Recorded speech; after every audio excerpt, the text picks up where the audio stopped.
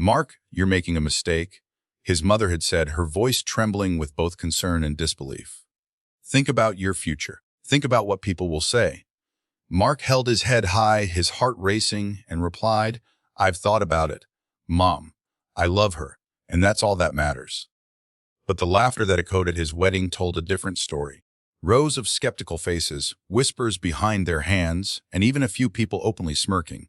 To them, Mark's decision to marry Erica, a black single mother of 3, was absurd, a foolish gamble that would ruin his life. What they didn't know was this: the love Mark and Erica shared was stronger than any prejudice. And one day, those who mocked them would wish they had been more supportive, or at least more silent. The ceremony was small, intimate even, but not by choice. Many of Mark's friends and family had declined the invitation. Some had sent polite excuses, while others were brutally honest. "I can't support this," his best friend Dan had said. "She's got baggage, man. 3 kids. That's not your problem to fix." Mark could still remember standing at the altar, Erica by his side in a simple white dress. She looked radiant, her deep brown skin glowing in the afternoon sun, but the tension in the room was palpable. The few guests who attended, the brave ones, shuffled awkwardly, their smiles forced. And then there were the laughs. Low, muffled, but unmistakable. Mark didn't let it show, but inside it stung. He glanced at Erica, who seemed unfazed. She was stronger than him in that moment, her smile unwavering as she focused on their vows. Her 3 children, Maya, the eldest at 12, Jonna, who was 9, and little Zoe, only 6, sat quietly in the front row, dressed in their Sunday best. They were nervous but hopeful, their wide eyes darting between their mother and the man who was about to become their stepfather. As the officiant pronounced them husband and wife, a few claps broke out, but the scattered applause only highlighted the lack of enthusiasm. Mark kissed Erica, his heart pounding not from joy, but from a determination to prove everyone wrong. The first year of their marriage was, in a word, turbulent. Mark went from being a single man with a comfortable routine to a husband and stepfather overnight. He loved Erica, but he quickly realized that love alone wasn't enough. There were school runs, parent-teacher meetings, and endless questions about his role in the family. "Are you our real dad now?" Jonna had asked one night, his voice small and uncertain. Mark hesitated, then knelt down to Jonna's level. "I'm not your dad by blood, but I'm here for you 100%. Always." Maya was tougher to win over. At 12, she was fiercely protective of her mom and siblings, and skeptical of Mark's intentions. "Why are you even here?" she asked bluntly one evening, her arms crossed. "You don't belong with us." It hurt, but Mark didn't back down. "I'm here because I love your mom, and I care about you. You don't have to believe me now, but I'll prove it to you." Zoe, on the other hand, was easy. At 6, she was too young to understand the complexities of their new family dynamic. She adored Mark from the start, often running to him with her tiny arms outstretched for a hug. But it wasn't just the kids Mark had to win over. It was society. Everywhere they went, they were met with stares. At the grocery store, strangers whispered. At the park, other parents avoided eye contact. One afternoon, while they were all out for ice cream, a woman leaned over to Mark and said, "You're such a good man for taking this on." Mark clenched his jaw, his temper flaring. "Taking what on?" he replied, his voice cold. The woman blinked, caught off guard, then quickly walked away. The breaking point came 6 months into their marriage. Mark had just come home from work, exhausted, to find Erica sitting at the kitchen table, her face buried in her hands. "What's wrong?" he asked, rushing to her side. She looked up, tears streaming down her face. "Maya got into a fight at school. Some kids were teasing her, calling her names. And when I went to talk to the principal, he just brushed it off. Said kids will be kids." Mark felt a surge of anger and helplessness. "That's unacceptable," he said. "I'll go with you tomorrow. We'll handle this together." The next day, Mark walked into that principal's office with Erica by his side. He spoke calmly but firmly, refusing to leave until the issue was addressed. By the time they left, the principal had agreed to implement an anti-bullying program at the school. That night, Maya came into their room, her eyes red from crying. "Thank you," she whispered to Mark, "for standing up for me." It was the first time she had let her guard down around him, and Mark knew it was a breakthrough. But just as things seemed to be improving, an unexpected event threatened to tear their family apart. A letter arrived in the mail, a letter that would force Mark and Erica to confront their past and the prejudices of those around them in ways they never imagined. Mark picked up the letter from the kitchen counter, his name scrawled across the front in a handwriting he didn't recognize. Erica was upstairs helping the kids with their homework, her voice drifting down the staircase. Curiosity got the better of him. He tore the envelope open and unfolded the letter. As his eyes scanned the words, his heart sank. Dear Mark, I don't know how else to say this, so I'll just be blunt. You've made a mistake marrying her. She's not one of us and she never will be. Neither will her kids. People are talking, and it's embarrassing for everyone involved. If you have any respect for yourself or your family, you'll put an end to this now. There was no signature, but Mark had a pretty good idea of who sent it. His mother had been cold ever since he announced his engagement, and though she hadn't outright voiced her disapproval since the wedding, her passive-aggressive remarks spoke volumes. Mark sat down heavily, the letter still clutched in his hand. A mix of anger and sadness coursed through him. How could someone he loved and respected be so cruel? He debated whether to show Erica. Part of him wanted to shield her from the ugliness, but he knew she would sense something was wrong if he kept it to himself. When Erica came downstairs, she immediately noticed his tense expression. "What is it?" she asked, concern etched on her face. Wordlessly, Mark handed her the letter. She read it in silence, her jaw tightening with each line. When she finished, she set it down on the table and took a deep breath. "This isn't about us," she said finally. "This is about them. Their ignorance, their prejudice. But that doesn't mean it doesn't hurt." Mark reached for her hand. "I'm sorry," he said. "For everything." "No," she interrupted, her voice firm. "Don't apologize for loving me. Don't ever apologize for this family." The letter became a turning point for Mark and Erica. They decided not to let the hate consume them, but that didn't mean it was easy. The letter was a reminder of the awful battle they faced, not just as a couple, but as a family. The next few weeks were challenging. Mark's mother stopped calling altogether, and some of his friends distanced themselves even further. At work, he overheard colleagues making veiled comments about his unique family situation. Erica faced her own challenges. One day, while grocery shopping, she overheard two women in the next aisle whispering about her. "Can you believe she roped him into that? Must be for the money." Erica clenched her fists but kept walking. When she got home, she broke down in tears. Mark held her, promising her that they would get through it together. But it wasn't all darkness. There were moments of light. Small victories that reminded them why they fought so hard to stay together. Maya began to open up more, even asking Mark for help with her science project. Jonah, once shy and reserved, started calling Mark Dad without hesitation.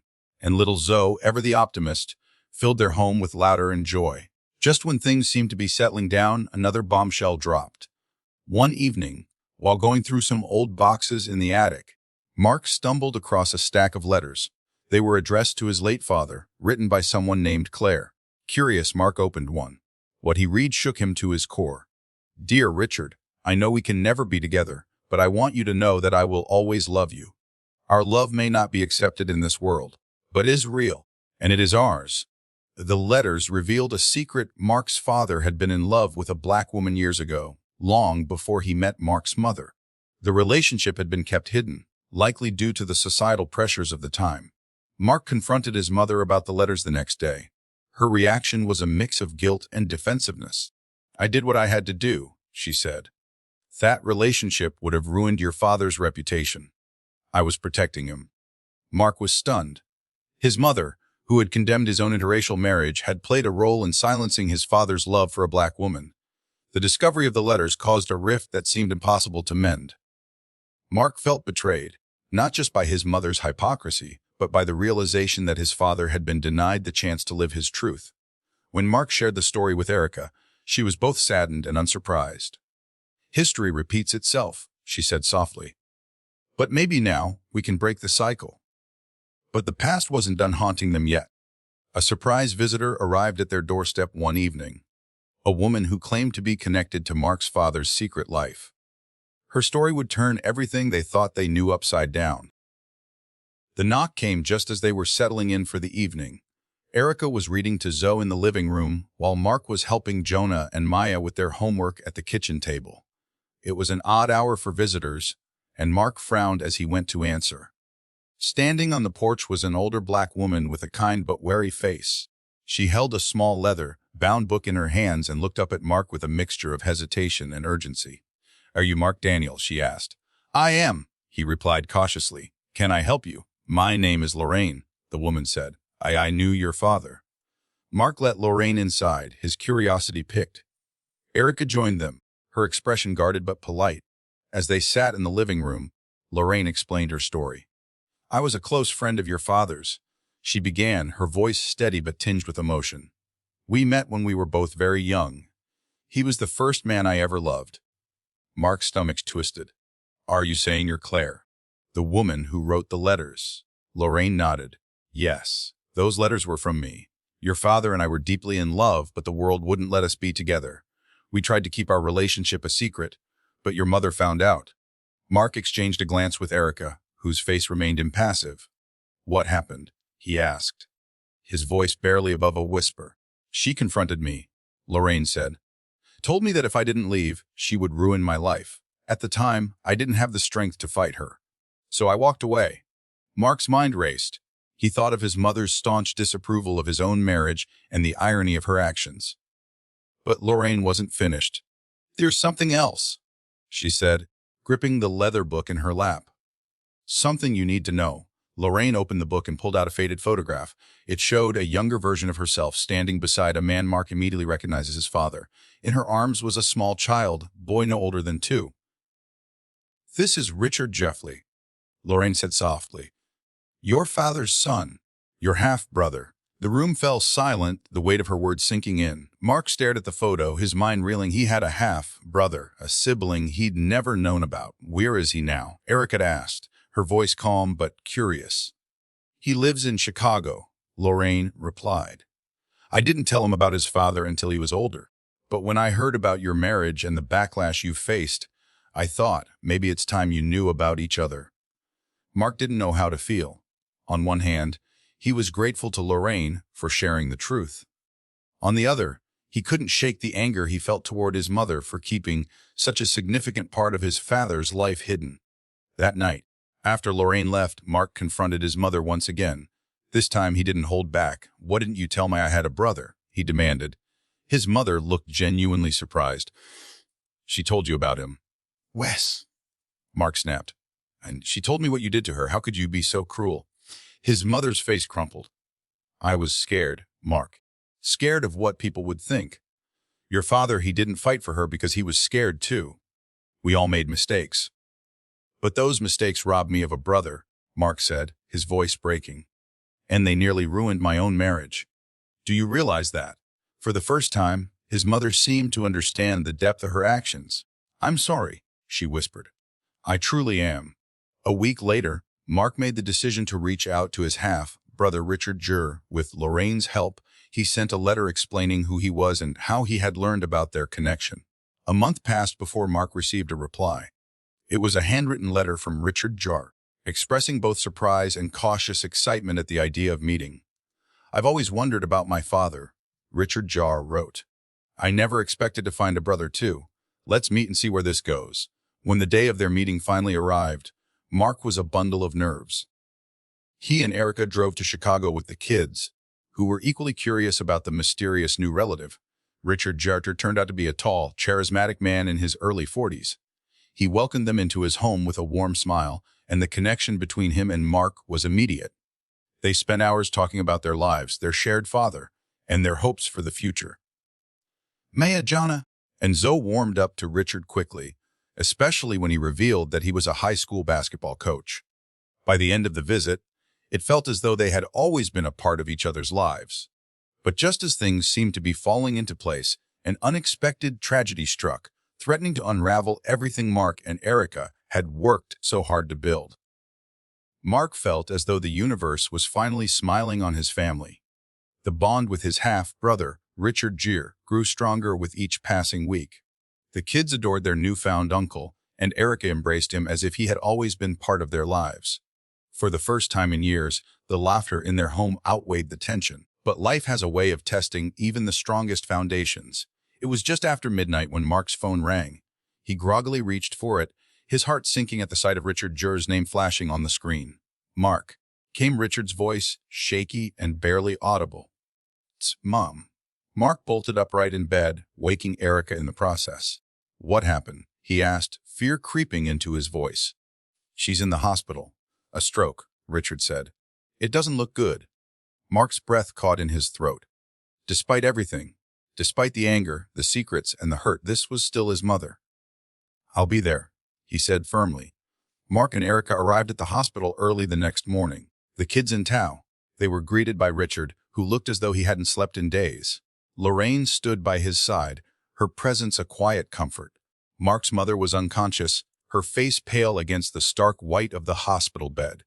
The doctor explained that the stroke had been severe, and while she had survived the initial trauma, her recovery was uncertain. For hours, Mark sat by her bedside, memories of their complicated relationship swirling in his mind. Despite everything she had done, he couldn't shake the love he still felt for her. She's been so proud of you, Lorraine said softly, breaking the silence. Mark turned to her, surprised. Proud? She never said that. She wouldn't. Lorraine replied, but she told me. After I told her about Richard Jarber, she called me. Said she'd made a lot of mistakes but was glad you were better than her. Mark's chest tightened. Hearing those words brought a bittersweet comfort, but it also made him realize how much time had been wasted. Over the next few weeks, Mark and Richard took turns caring for their mother. Erica stepped in to help where she could, managing the kids and offering emotional support to both brothers. It was during this time that the cracks in the walls between them and Mark's mother finally began to mend. One evening, as Mark sat by her bedside, his mother stirred. Her eyes fluttered open, and she looked at him with a clarity he hadn't seen in years. Mark, she whispered, her voice weak. I'm sorry for everything. Tears streamed down Mark's face. I forgive you, Mom, he said. I just want you to get better. Her gaze softened, and she reached out a trembling hand. You're a good man. And Erica, she's perfect for you. It was the first time she had ever acknowledged Erica as part of the family. Mark squeezed her hand, a lump in his throat. Despite her initial recovery, Mark's mother's health took a turn for the worse. She passed away quietly one morning, with both her sons and Lorraine by her side. Her funeral was a small but meaningful affair. Mark delivered a heartfelt eulogy, speaking not just of her flaws but of her strength and love. He acknowledged her mistakes but celebrated her growth, ending with a vow to ensure her legacy was one of unity, not division. In the weeks following the funeral, life slowly began to return to normal. The experience brought Mark and Richard closer than ever, and their combined efforts strengthened the family in ways neither could have imagined. Erica, ever the glue holding them together, suggested a family trip to a quiet lake cabin. It was during this trip that Maya, who had once doubted Mark's place in their lives, handed him a handmade card. Thanks for sticking with us. It read, You're not just my stepdad, you're my real dad. Mark couldn't stop the tears from falling as he hugged her tightly. Jonah and Zoe quickly joined in, turning it into a family embrace. Years later, Mark would look back on those difficult times with gratitude. The challenges they faced, societal judgment, family strife, and personal loss, had shaped them into an unshakable unit. The people who had laughed at him for marrying Erica and taking on her 3 kids now looked on with envy, wishing they had been brave enough to stand by them. They weren't just a family. They were a testament to resilience, love, and the power of breaking cycles. They had all laughed when he married a black woman with 3 kids. But in the end, it was Mark who had the last laugh, surrounded by a family that loved him unconditionally and a life richer than he could have ever imagined.